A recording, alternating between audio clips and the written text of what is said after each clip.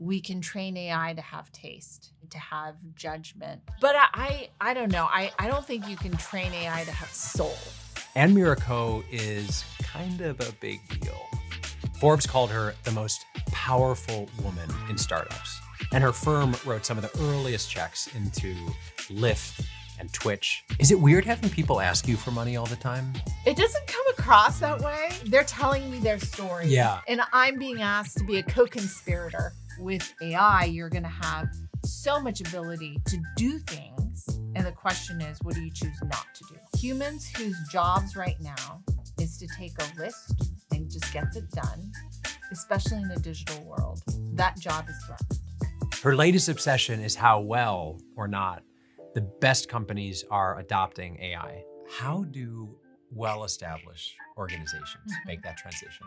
Do you think it's even possible, or are we just like destined to have our lunch eaten by the AI-filled startups? Oh, so And Miura-Ko, welcome to the show. thank you. In preparing for this interview, I went very deep into the archives, and they are amazing. You are amazing. But I found one incident that gave me pause. Mm-hmm. This was your first interview ever. Okay. You were 2 years old. And so for the safety of me and the production team, I just have to ask outright, are you going to bite me? If you are, just tell me so I can prepare myself. I've actually come to terms with the fact that at this point in my life, I actually don't mind people who speak English. That's great. Back then, living in Michigan, there were some reasons why I just didn't like people who spoke English. And is that why you bit your... There's some controversy as to whether or not I bit or just aggressively kicked. I love that image of you. And I found all these great stories of you from your childhood. Just not liking people who spoke English. Just not liking people who spoke English. But then also at age 10, how you Yeah. snuck into an adult negotiations class. Yeah. What was behind that? How'd that happen? So in the summer, my mom, as I'm going to just stereotype, but a lot of Asian moms will just say you have to go do something academic. Mm-hmm. And there was a program at the local community school, community college, where they would take junior high school kids, even elementary school kids, and they had classes in math and English and other things. And so there were classes for kids, and there was this class getting to yes. Mm. And I was a second child, and my parents were really concerned about my brother being successful, and I sort of had things like figured out, at least for a fifth grader. So I think my parents were less worried about me. And so I felt like I always had to fight for things for me. And so I felt that would be a great asset for me. God, and the strategy behind that as a kid, where you're like, this is I don't not... think there was strategy, but more like, gosh, I'd like to hear more yes in my life. I'd like to hear more yeses. I mean, that's a strategy. And then you were in this class with all these adults. We had this exercise, I think it was to go to Mars or something like that. And you had to negotiate supplies. And there was a moment where they sent me in to negotiate on their behalf. And I think about it now. And if I was in a class with a bunch of my peers and there's a 10-year-old in my class, I don't know how I would take that seriously. I don't know what they were thinking, but they never made me feel smaller for it. I feel grateful for that. Your dad was a rocket scientist. Yeah. Like a literal rocket scientist. Yeah, he worked at NASA. At NASA. Yeah. And in what, I think in 1984, he bought you your first IBM computer. Yeah. Which you took apart and Yeah. to figure out how it worked. And Yeah. one of my favorite details about your dad that I read was that every day he would ask you, is that a world-class effort? Yeah. Whatever you're doing. Even when you had a college job that you were photocopying, and he called me and said, is that a world-class effort? Yeah. Was that ever a burden? Like the pressure. The pressure of having the standard of perfection in Yeah. everything. I don't think it was perfection, right? Because it was the effort.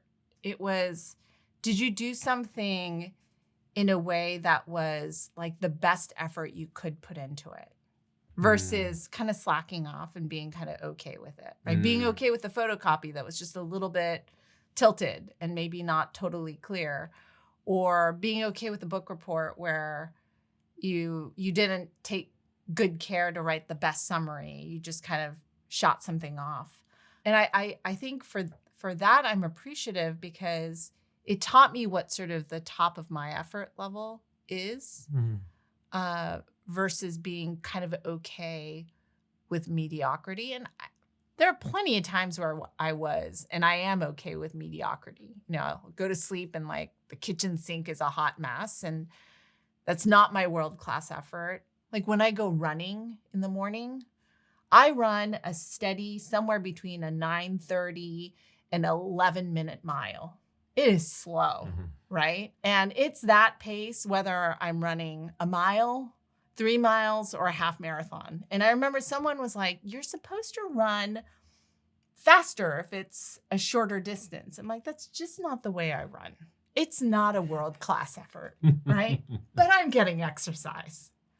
And I have to know that that's my objective. Do you have any first principles or strategies for knowing the doors to shut? I think in your 20s, you start to really get to know yourself. There's one of the things I really learned early on. I'm doing a PhD at Stanford, and a guy joins the faculty, and he moves into an office across the hall from me. And I'd taken 5 years off before I started the PhD.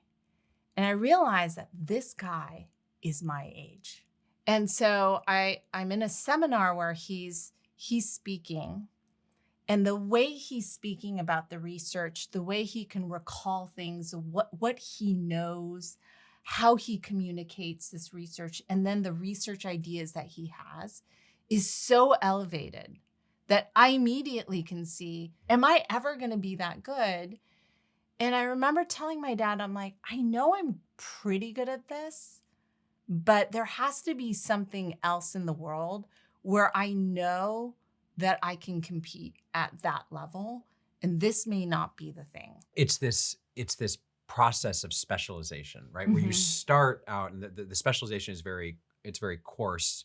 It's very kind of focused on a particular activity. Yeah. But then over time, it becomes more subtle and more integrated, where the goal is actually to braid together different things that you enjoy and are good at that allow you to be world class. Part of the problem is maybe for a century, jobs felt very static.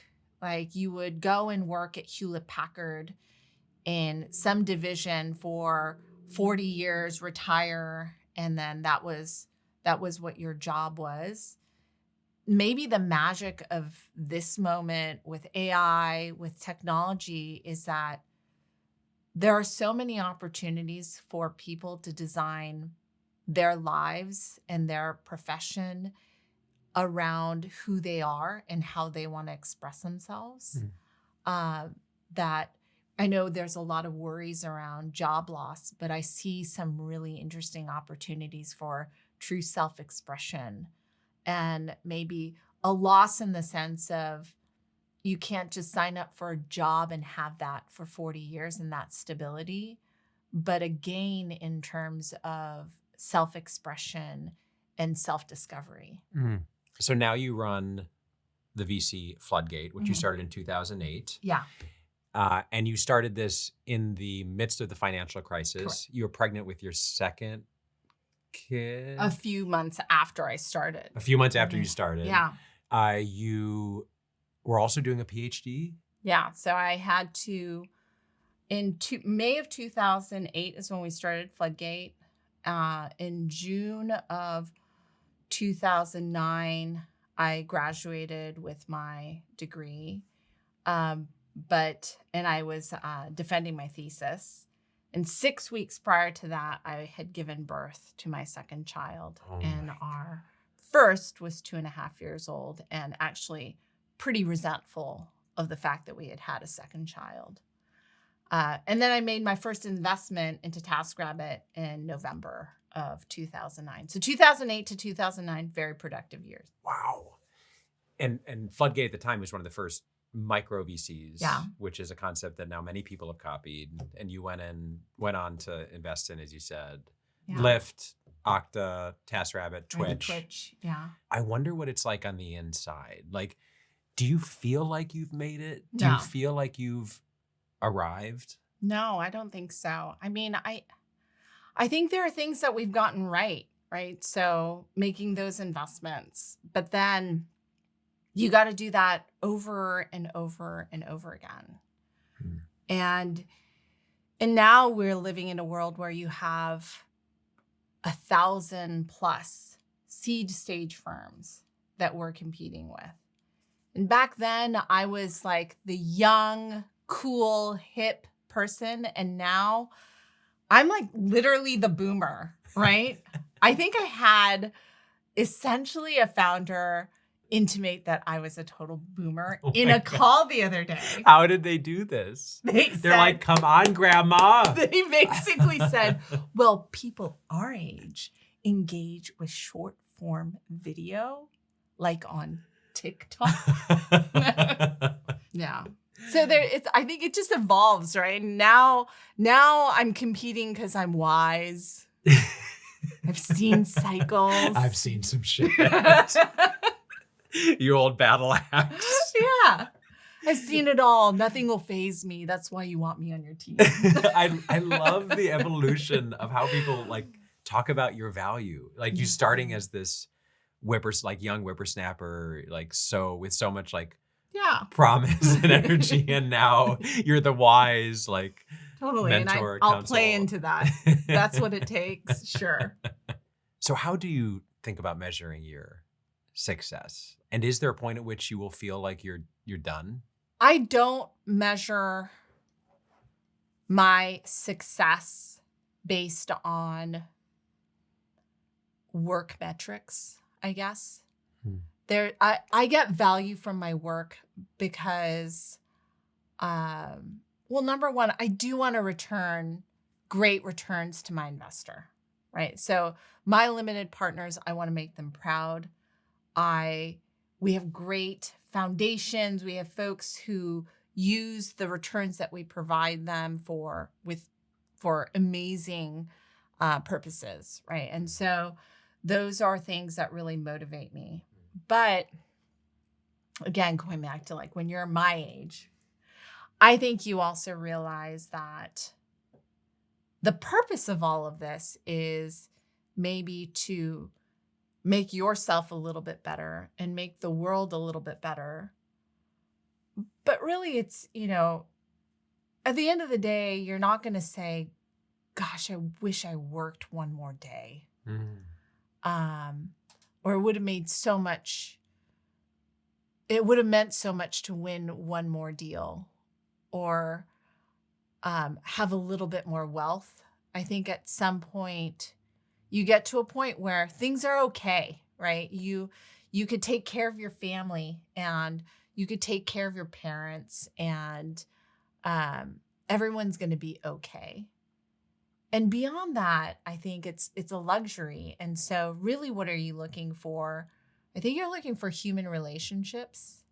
I'm turning 50 this year. Congratulations. As a total boomer. I know that's what you're thinking. What? You're No. Boomer. No, I'm like, God, you look 30. Thank you. But I realized there were a lot of moments where I would tell friends, oh, I can't go do that, or I can't go to that dinner. I'm just too busy. And this year has been, I'm just going to say yes. I'm going to say, if a friend invites me to something, I'm going to do everything in my power to just say yes. So it does sound like you have reached a level of maybe not where it's like you've won or, that you've reached the ultimate professional success that you can imagine. There's still deals or things that you want to work on, but it sounds like you're not driven by those as much. I think so. A couple of things. One is I'm very competitive. And so it takes more effort to blunt that. And so in my old age, I think I try to manage those emotions, right? And I don't think that's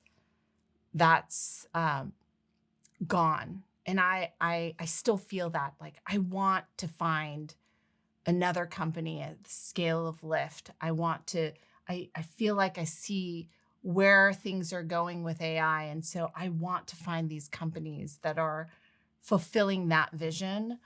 And to me, those are all actually colliding, because I have, a child that's 19 who needs to go into the working world. I have one that's also going to apply for colleges next year.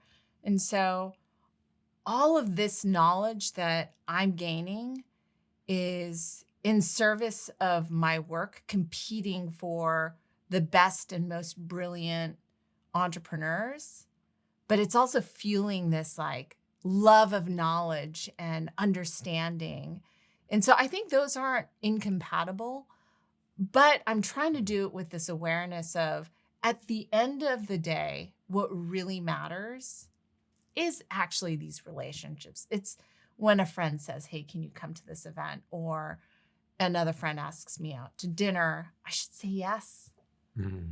And those things don't have to conflict with the inherent competitive fire too. Were you always able to navigate those tensions? No. There was a really unhealthy thing I used to do, which was when my kids were really little, measuring the percentage of waking hours that I was there at home or to see them. That was very unhealthy. So I don't think I got it right. And I think it's really tough to find that balance. I think a lot of people would look at me and say, oh, she has it totally figured out. And like, they don't know if you like peel back the onion, Yeah. Her kitchen sink is a mess. It's like a hot mess. Yeah. Right? Raccoon in there? What is No, that? but there's a hot mess somewhere. It's like no one has it figured out. Yeah. And like everyone's messed up at some point and disappointed someone important in their lives. And so I think it's important to acknowledge that. I think too often we just present this like really polished, perfect look into our lives. And I think it's really challenging. Yeah, and it's so hard because people, in preparation for this episode, you read the stories about you, you watch the interviews and the clips, and looking back, it all just creates this beautiful, clean, polished narrative. And in many ways, we're complicit in it. Yeah. Because I find this with myself as well, where it's like people ask to tell your story, and so I tell my story, and you try to make it more memorable, more evocative, always true, but you don't realize you are like polishing these edges in a way that can ultimately be doing a disservice to the friction of the journey. Yeah. When we're talking about internal and external measures of success, something that will always come up is money. I'd love to better understand your relationship with money. People are constantly asking you for money. You're hanging out with some of the richest people in the world. Like, I assume you have money. How has your relationship to money changed over the course of your career? That's such a good question. We grew up very middle class. My dad worked for NASA. My mom was a stay-at-home mom. And so we were not rich by any measure, but we had a good existence. But at one point, my mom took me to this department store called Montgomery Ward. And there was apparently a blue and pink sweater, and my mom told me to choose one. And I looked at the price, and I started to cry because I wanted both, but I knew we couldn't have both. And later that day, I told my mom that I had a theory of what it meant to be rich. And she asked me what that was. And I told her it was when you don't have to turn the price tag over to see what the price is. And I recently went shopping with my mom, and she was laughing because she said, I guess we're not rich yet. You're at the clearance rack. I'm like looking at that price. Which I thought was really funny because I was like, you know what, Mom, with that definition, I don't think I'll ever be rich. Yes. But you know, I think my relationship with money has been what is enough. There was a vision for what I wanted to be able to do for family members. And so both Al and I, Your husband? my husband, Al, we both have family that entirely lives outside the United States, except for our moms. And so one of the things that we've both wanted is to just be able to care for our moms without really consulting the other person, right? If my mom needs something, do I need to go to Albert and ask him? No, right? Like, we have enough that sharing it with our family members is not something that we think about even twice.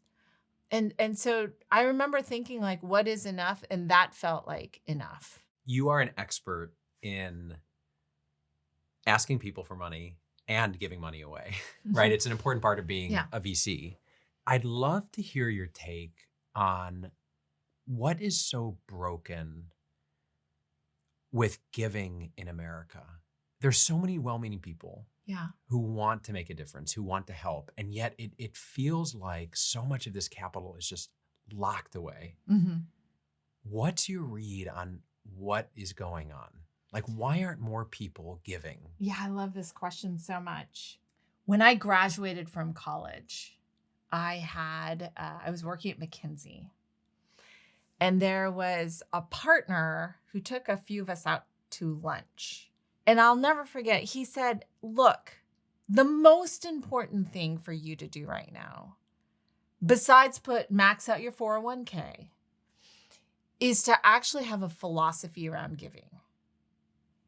And he said, you're going to say that you want to wait until you're wealthy, that you're going to wait until you're powerful to give away your millions of dollars. And he said, by then it'll be too late because you will never have developed the muscle for giving. And that was really interesting to me. It's so interesting that it's something that I tell my students now at Stanford, that this is a lesson I learned when I was young. And I hope you guys do that too. Is it weird having people ask you for money all the time? It doesn't come across that way. Do you know what I'm saying? They're telling me their story. Yeah. They're telling me their story, and I'm being asked to be a co-conspirator. Yeah, I see. That's the way I see it. Yeah. They are actually asking me for money, but that's the story I tell myself. Right. I think the hardest part of being a VC is that you have to say no all the time.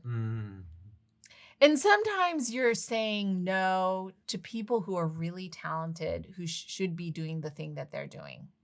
And I think those are really hard to say no to, but it's not quite right for us. Or sometimes I'll disagree with, well, I don't think you should be raising venture capital dollars. There's a rare case where I'll tell some people, I think the idea you're working on is not deserving of your talent. So I think there's like different responses to someone pitching me, and then what do I feel in that moment? Most of the time it is admiration for, wow, they're trying to do this thing and that it just sounds really hard. Or, well, that's a really interesting idea. I feel like it's not going to work. But even in those moments, you feel this. There's so much courage in actually that motion of just giving it a go. That I think that's the part that I love about my job is even in saying no, you get to meet these people who are doing some really interesting work. It's one of the reasons why I love doing this podcast. Yeah. So people are like, why do you do this podcast? I'm like, well, it's like a really good strategy for locking super interesting people who I want to get to know better in my garage for 2 hours. I was going to say in your garage. I don't know if the viewers know that this is very vibey garage though. And back to your earlier point too, around, not seeing work and life as in conflict, but actually where are there opportunities to braid them together, where connection is important. Can work then be a vehicle Yeah. for beautiful connections. One of the things that I've noticed a lot these days is that there's a trend for people to come to college, especially a place like Stanford, and they want to just get started in life. So they're looking for an excuse to drop out of college and get started with a startup. And I'll encounter these students, and 9 times out of 10, probably 99 times out of 100, I'm thinking to myself, why? Why are you in such a hurry to get out of this amazing place, right? Where you can learn, you are walking across the town and you're seeing 50 friends that you know. Like, you'll never have that feeling ever again. And maybe that's the real shame, is that this startup thing feels so fast moving, and if you're not in the game right now, like, you're wasting time. And I see young people really feel that way, when in reality, the experience, the people that you meet, the experiences you have in class, the research that you do, the knowledge you gain is so valuable. And it's not even the technical classes, right? It's the art history class, or a Western Civ class, or a music class that you take. Those are the ones that you won't forget.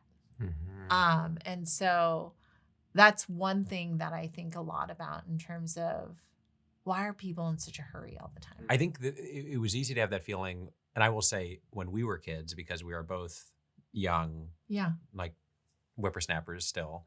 But I think it's much worse now, where there's so much comparison. There's so much more of a feeling of FOMO and this like frenetic pace of needing to keep up. And I think it's just so easy to miss the journey. And in doing so, a lot of people are robbing themselves of the opportunity for really meaningful moments in work and life.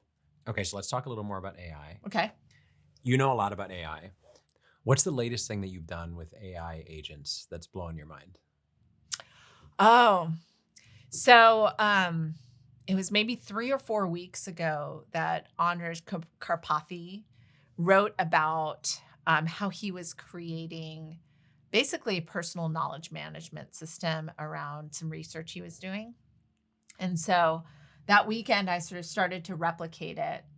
And I started to ingest meeting notes, things that I'm reading, whether they're articles or podcasts I'm listening to, or YouTube videos, those transcripts, or articles, and then some of my emails. And this system actually just sort of ingests all of this input, and I start to massage it with an agent. So I'll say, here's a set of themes that I think is kind of interesting. And as I put those out there into this knowledge repository, what's really been cool is that the agent will actually go through all of these transcripts and notes and start to pull examples of, oh yeah, that's actually, you see that in this case, or in this other example that where you were meeting with this person, they talked about this specific thing that they're doing. And that's reminiscent of this idea. So it's helping me create these different connections. Sometimes it gets it wrong, and I'll say, that's not a good example of that at all. But it's like having an assistant who's always remembering everything that's important and is helping me sort of pull all of this together. And so the places where it's been pure magic is, number one, as I'm sort of trying to create these themes around what I think I know about AI, and particularly like what I think I know the future of a company ruled by AI, what is that going to look like? I have a really great thought partner to work with on that research. And I've never felt more empowered to be able to do that kind of research. The second is, it's incredible for relationship management. So whenever at the beginning of the day, it sends me a briefing, and I've tuned it so it really sends me the things that I care about. Like, when have I talked to this person? What did we talk about? Like, why is this person important to me? and it will give me the full context of everything that I'm going to be doing that day, why I'm doing the things that I'm doing, so that I can show up to a meeting totally understanding what am I here to do and why. And sometimes, like before this, I was flying blind. I'd be like, hey, you. how's it going? How are your kids?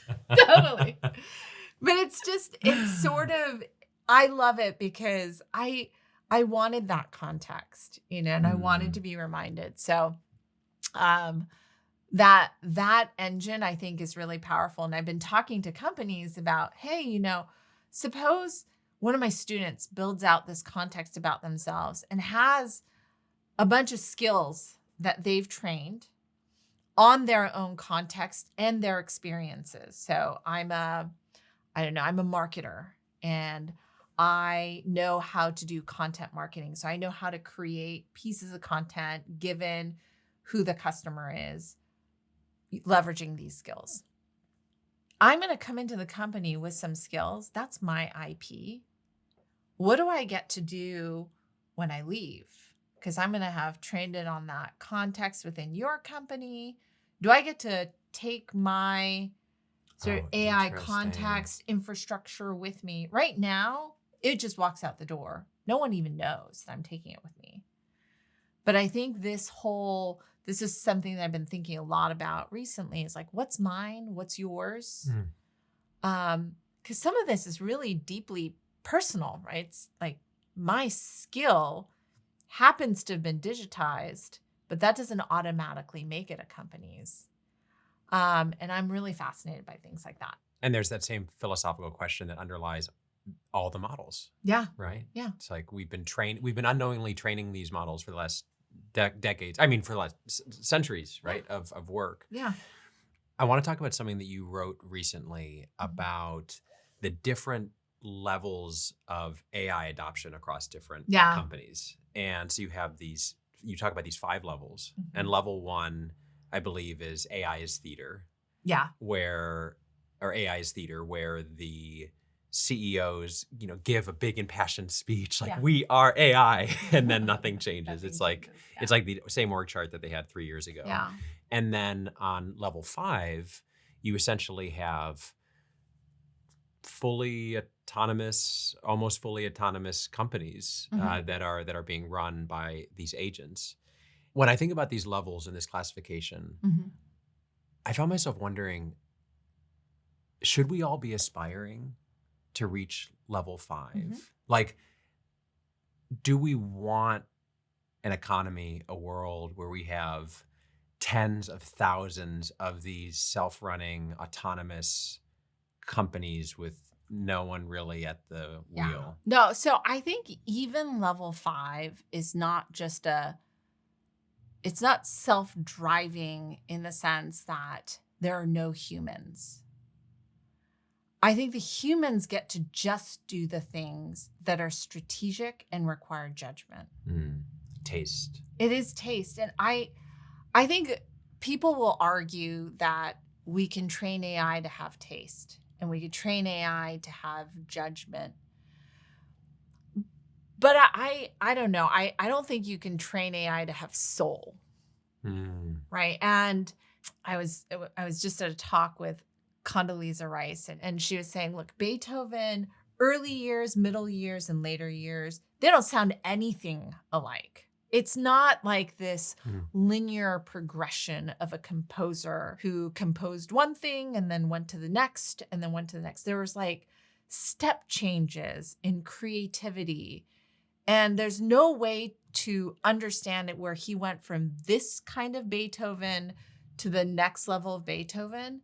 That just isn't trainable. It's just some like mental thing he went through that created this next level of magic and weirdness. Like his music gets kind of weird even in the later years. So I think that's like, to me, the depiction of soul. It's the human experience that seeped into his music. I think that's sort of the way I think about even level 5 is potentially you get rid of all of the dreary parts of a job, and for anyone to say that everyone loves every single element of their job is just a lie, Yeah. right?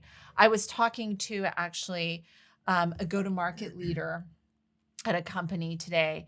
His salespeople are storytellers, and they're incredible storytellers. And so when they do their job right, they're sitting in front of a customer and they're telling the story of this product. And they all do it in very different ways. And there's some best practices, but some of the best storytellers, you don't want to put words in their mouth.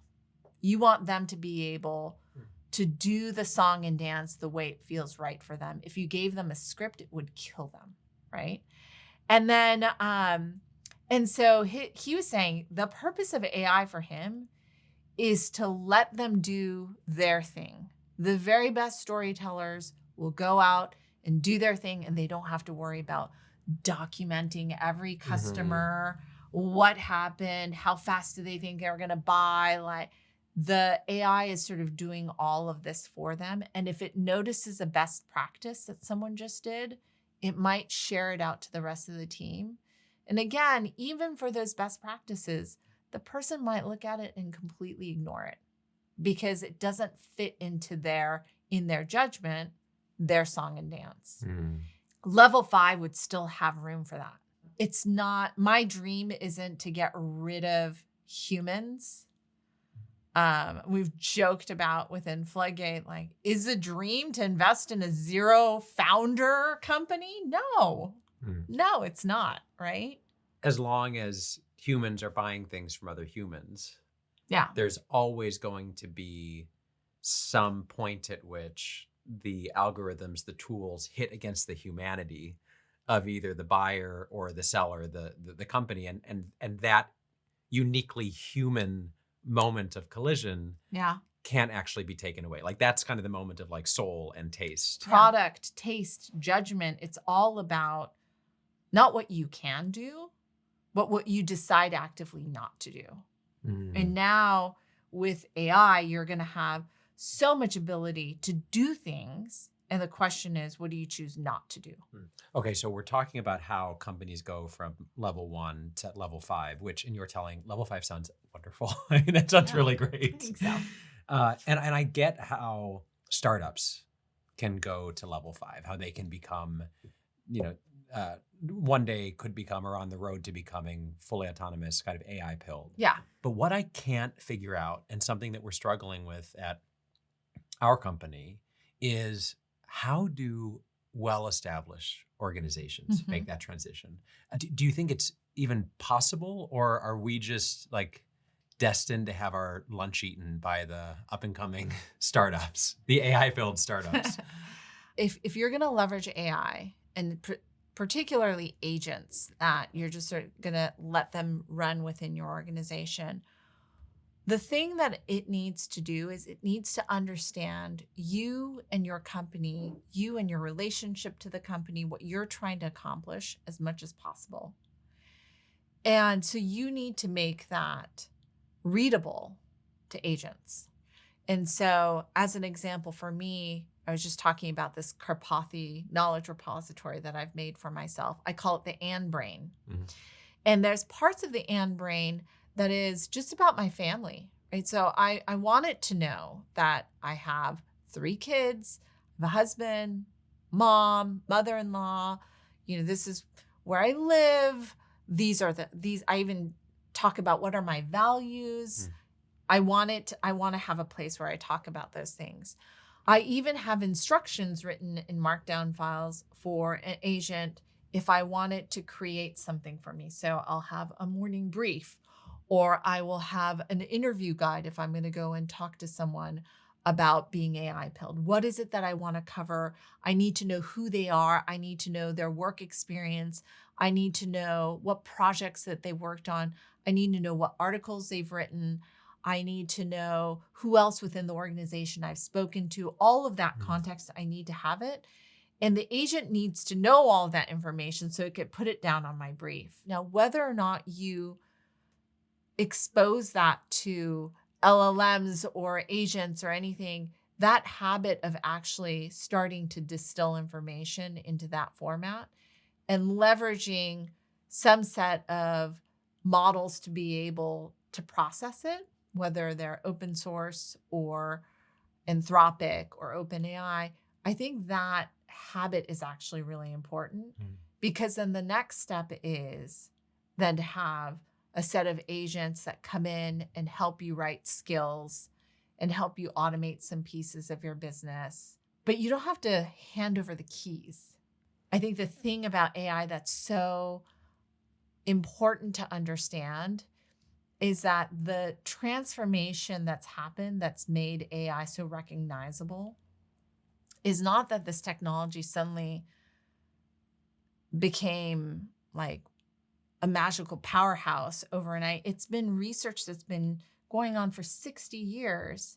The inflection, though, was something happened at the scale at which they were training these models that suddenly made the human language this incredible access to compute that we've never had before. We used to have to type in C++ or machine language in order to get the computer to do exactly what we wanted. And all of a sudden, the human language is now the way in which you can access that power. And for that to be locked up just in engineering feels like it's a crying shame. Mm-hmm. And so what I'm hearing is the most important skill is creating or exposing the data of the company that matters most to what you're trying to achieve. Yeah. And within that is a statement about the judgment of leaders and staff to know, this is something that matters. This is something that's relevant. Like to your personal example, it's relevant that I have a markdown with my Stanford class. Like people need to know about that. And I also need to know about my family. And that level of judgment, that's like it's a new muscle that we're all building. But what's beautiful about these tools is that as long as you have the data, you have something to expose. Like the model 6 months from now is going to be able to make a lot better sense out of those things than today. Yeah. But if you don't have it, you can't, it's harder to get back. Yeah. So this is why I think like people who have digitally journaled for the last 10, 15 years. Are you one of those people? I'm not. I wish I was. I am one of those people. Okay, so you have magical powers right now. Yeah. Because you can now, like that is actually who you are in a really interesting way. I'm kind of afraid. What would you do with that? So I've been journaling every day for about 15 years, but I have, maybe 20, 25 years of journal entries. Right. What would you do with that if you had that data about yourself? I watched a friend actually, he was trying to figure out data around like how many times have I talked about anger in my journal entries. And this system was able to be like, oh, here's like 40 entries and then he was like, okay, what caused the anger? And it was like, this is like some fight with your sibling. And this is like something with your friend. This is work. And like, it was really interesting. Like I couldn't see the actual entry, but he could cluster. What if it starts clustering around like you are a sociopath, Self-awareness. Yeah. It's good to know. I had someone tell me that they had allowed OpenClaw to like totally go through their DMs and Instagram posts and then asked who they had sexual tension with. And I was like, fascinating. Wow. You've written that AI, quote, massively empowers the order makers of the world, but threatens the order takers. What do you mean by that? So I believe that what AI is really good at is taking a series of instructions and executing it. So for humans whose jobs right now is to take a list and go down and check mark the items that have needed to get done and just gets it done, especially in a digital world, that job is threatened.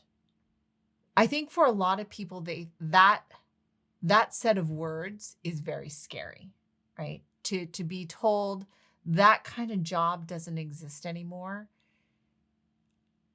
I imagine that can be terrifying because there are many jobs that are just for order takers.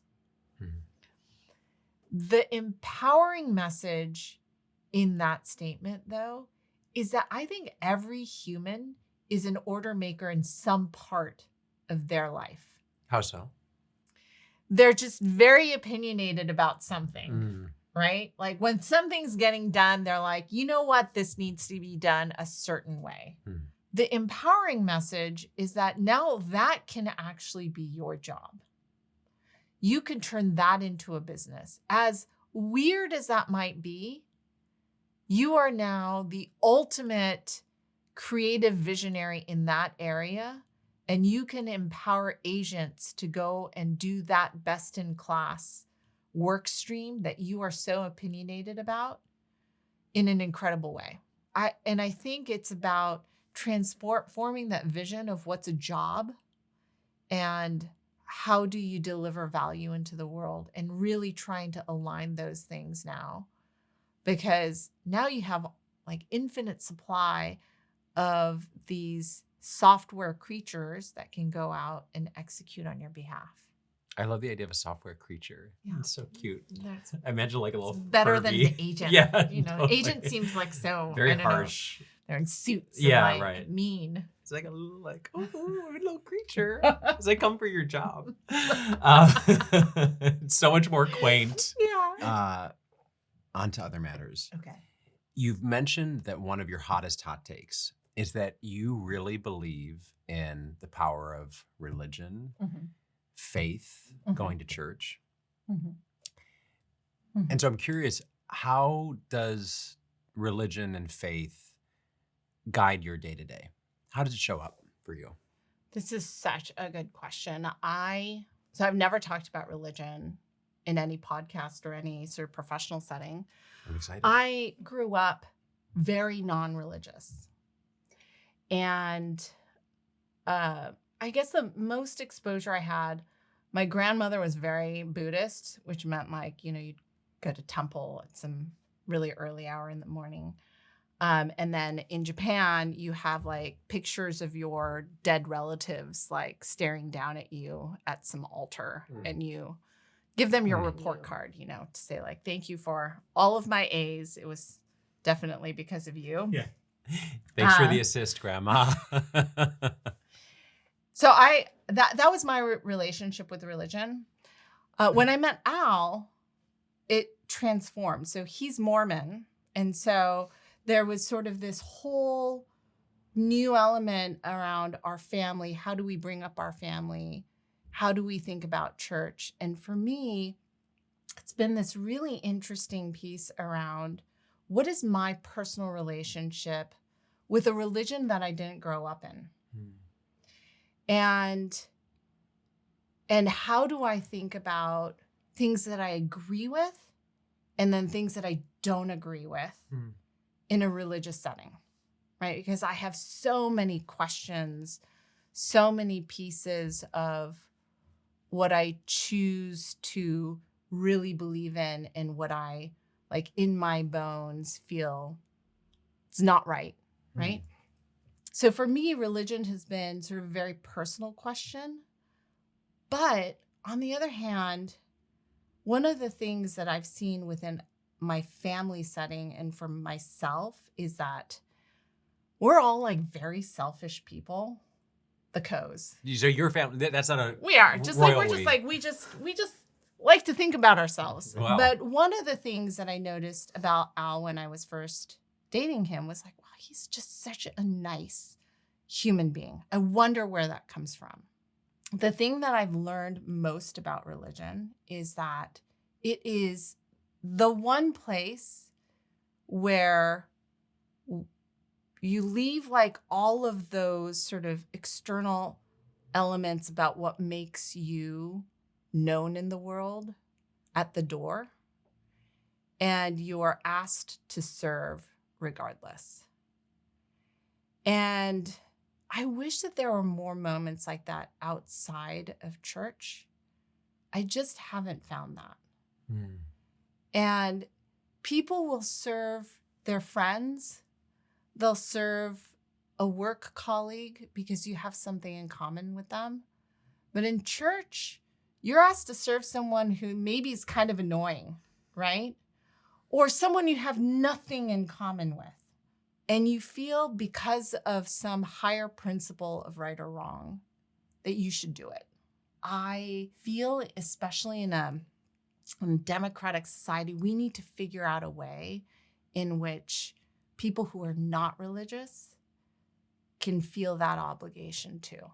It's interesting. I'm listening to you talk. I'm taken back to earlier in the interview and how you were describing venture capital, in that the allure of VC in Silicon Valley, and that like your fate is not predetermined.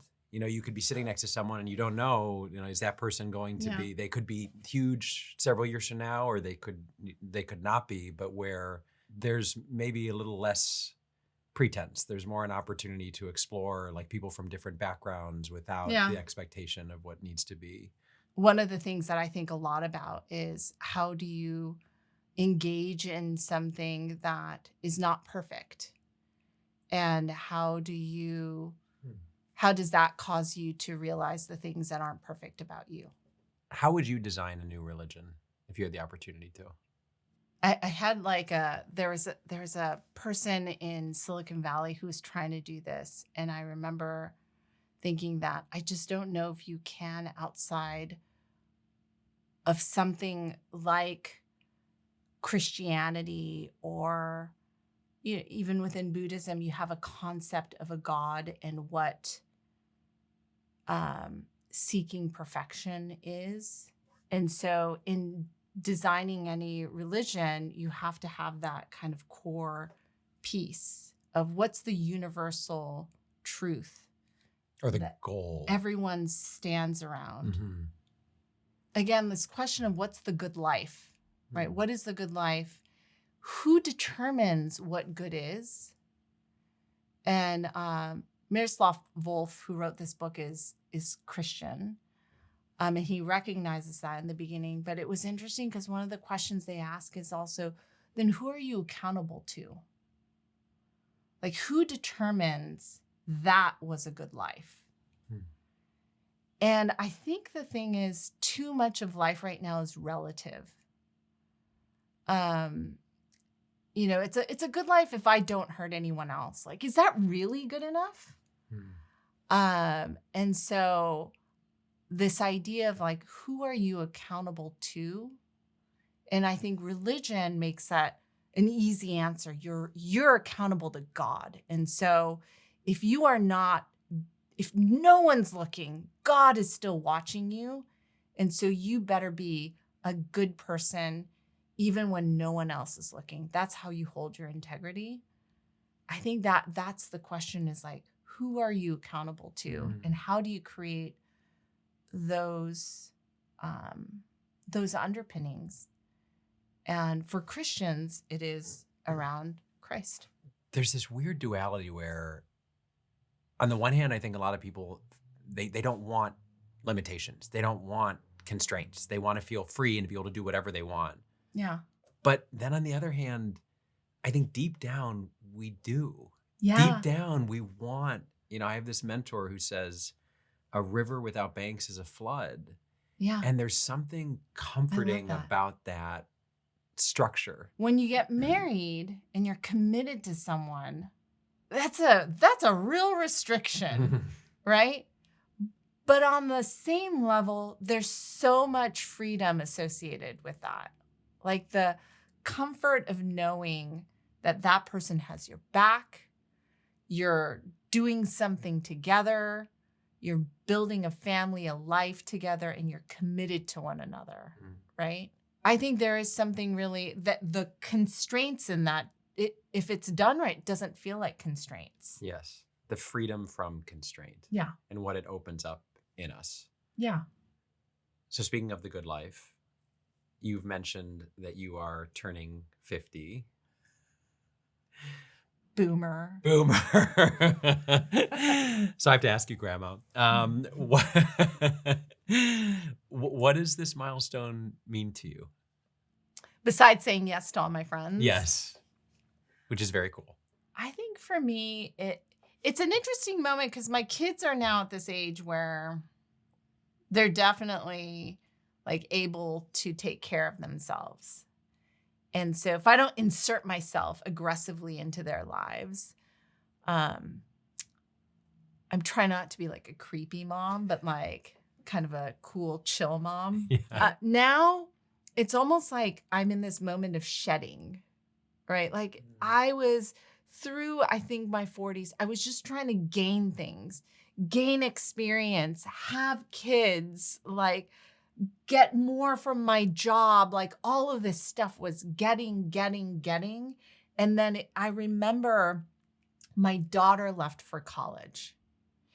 And I was saying to her, I was like, I think you don't understand that for you, you get to leave and you have all of these new friends, new experiences, new classes, new knowledge, new everything.